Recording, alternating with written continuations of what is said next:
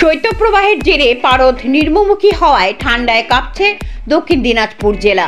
উত্তরবঙ্গ জুড়ে বইছে শৈত্যপ্রবাহ, প্রভাব পড়ল দক্ষিণ দিনাজপুর জেলাতেও। তার জেরেই হাড় কাঁপানো ঠান্ডায় জর্জরিত জেলাবাসী। পারদ নিম্নমুখী আর তার ফলেই প্রচণ্ড ঠান্ডায় কাঁপছে পুরো জেলা। গতকাল থেকে আজ সকাল অবধি ঘন কুয়াশা এবং প্রচণ্ড ঠান্ডায় একেবারে ঘরে আটকে মানুষজন। তাপমাত্রা একেবারে নেমে গিয়ে দাঁড়ায় 15 ডিগ্রিতে। প্রচণ্ড ঠান্ডা এবং হিমেল হাওয়ায় রাস্তায় মানুষ একেবারেই নেই বললেই চলে। এত ঠান্ডায় অনেককে রাস্তায় আগুন তাপাতে দেখা যায়। তবে শীতের সকালে ও বিকেলে উপচে পড়া ভিড় দেখতে পাওয়া যায় চায়ের দোকানে। ঠান্ডায় রাস্তায় একেবারে যান চলাচল শূন্য হয়ে যায়। ঠান্ডার কারণে পশু পাখি একেবারে রাস্তায় নেই বললেই চলে। ঠান্ডায় কাঁপছে গোটা উত্তরবঙ্গ। আগামী দুদিনে তাপমাত্রা আরও নামবে বলে দাবি আবহাওয়াবিদদের। শীতের পারদ নামছিল না বলে অনেকেই অনুশোচনায় ভুগছিলেন। গত কয়েকদিন থেকে হাড় হিম করা ঠান্ডায় ঠকঠক করে কাঁপছে দক্ষিণ দিনাজপুর জেলার মানুষ। উত্তরবঙ্গ সহ দক্ষিণ দিনাজপুর জেলা জুড়েও চলছে তীব্র শৈত্যপ্রবাহ, যা বাড়তে পারে চলতি সপ্তাহেও। ঠান্ডায় বেড়েছে গরমের জামাকাপড়ও বিক্রি, পাশাপাশি বনভোজনের ধুম পড়েছে জেলা জুড়ে।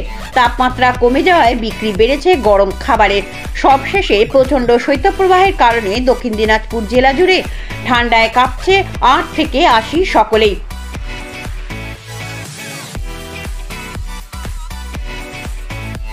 জয়দীপ মৈত্র, দক্ষিণ দিনাজপুর।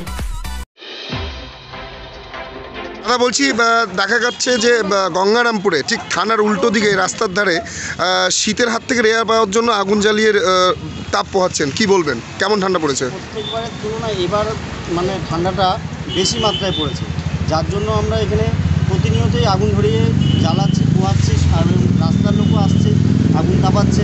কাজ করছি, কাজ করেই আবার আগুন তাপাচ্ছি, কিছুক্ষণ কাজ করে নিয়ে তারপরে আবার আসছি।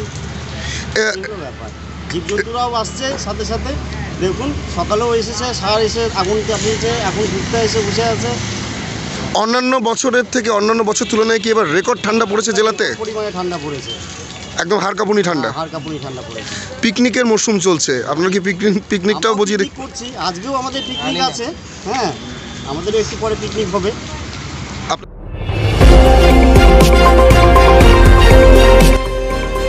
আমার বাংলা, সঙ্গে থাকুন, সঙ্গে রাখুন। আমার বাংলা।